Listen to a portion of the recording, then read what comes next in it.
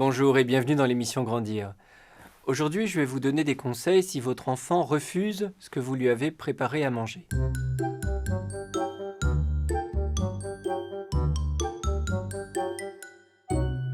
Entre 2 et 3 ans, il est normal que l'enfant ait des phobies alimentaires. C'est un âge où on devient un peu difficile, où on se méfie d'un certain nombre d'aliments, où on est d'accord pour manger que du jambon, de la purée, des frites, mais où dès que les aliments sont un peu colorés ou un peu croquants, ou ont un goût un peu amer ou un peu acide, on devient difficile. C'est aussi une période d'opposition, de toute façon. L'enfant fait pas seulement des caprices alimentaires, il fait des caprices tout court.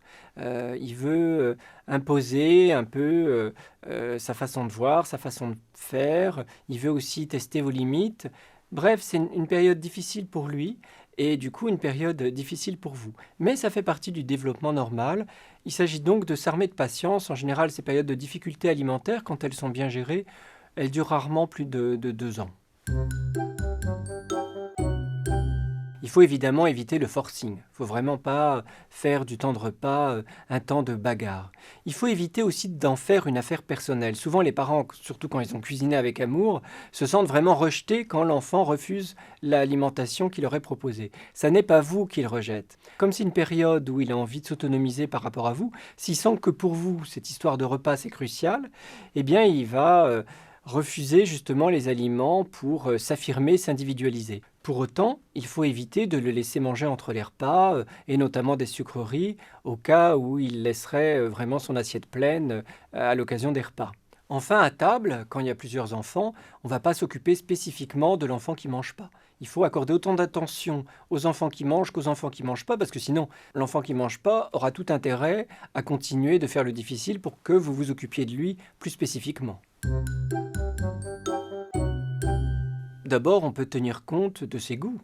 Après tout, si on tient compte de ses goûts, peut-être qu'il prendra du poids et en plus, il mangera de manière plus ou moins équilibrée.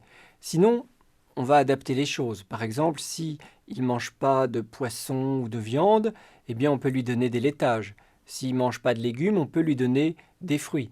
À partir de ce qu'il peut aimer, on peut assurer malgré tout un équilibre alimentaire en prenant conseil, si besoin, auprès d'un diététicien. S'il refuse de manger, on peut accepter, mais on doit exiger qu'il goûte.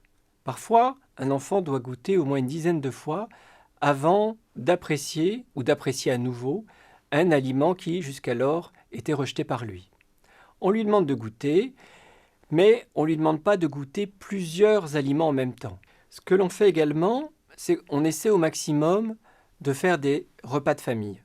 Plus il y a de monde à table, plus l'enfant va être motivé pour manger. Parce que manger, c'est aussi une affaire d'imitation. Donc il va regarder les autres et ça va lui donner envie de manger. Le repas à table, c'est un temps agréable, c'est un temps où on discute, c'est un temps où on est bien ensemble. On prend son temps. Et puis c'est aussi un temps où le petit peut jouer en plus de manger. Il peut jouer d'ailleurs avec les aliments, il peut faire une pile avec les morceaux de pain, on peut faire un puits dans sa purée, on peut faire des petits jeux d'ailleurs, manger avec une main dans le dos, on peut aussi en même temps qu'on mange donner à manger à la poupée. Bref, le temps de repas doit être un temps de détente. Bien sûr, on peut aussi soigner la présentation. Certains aliments ne sont pas appréciés par l'enfant sous telle forme, donc on peut en changer la forme. On peut passer du cru au cuit. À cet âge-là, l'enfant est très sensible à l'apparence des aliments. À l'apparence, au goût, bien sûr, à la texture, la dureté. Donc ces choses-là peuvent être variées pour tenir compte effectivement des goûts de l'enfant. Une autre conduite à tenir, c'est de laisser votre enfant s'affirmer en dehors des temps de repas. Quand, par exemple, il demande à porter tel ou tel vêtement ou à faire telle ou telle activité, on peut aussi accepter de céder sur certains points pour que le temps de repas ne soit pas le temps exclusif d'affirmation de sa personnalité et de son opposition. Enfin, faites des compromis. C'est-à-dire que s'il n'aime pas tel plat, on peut avoir prévu un plan B, un autre plat. Maintenant, s'il refuse vraiment tout ce que vous lui proposez, eh bien écoutez, on quitte la table sans manger. C'est pas dramatique. Les enfants ne se laissent pas mourir de faim. En revanche, on ne lui donnera pas à manger entre les repas. Et donc, il aura très faim au repas suivant et il mangera sans doute à ce moment-là ce que vous lui proposerez. L'âge des caprices alimentaires, c'est l'âge des caprices tout court. Dans une autre émission, je vous parle de la façon de gérer ces caprices. Merci de votre attention et à la semaine prochaine.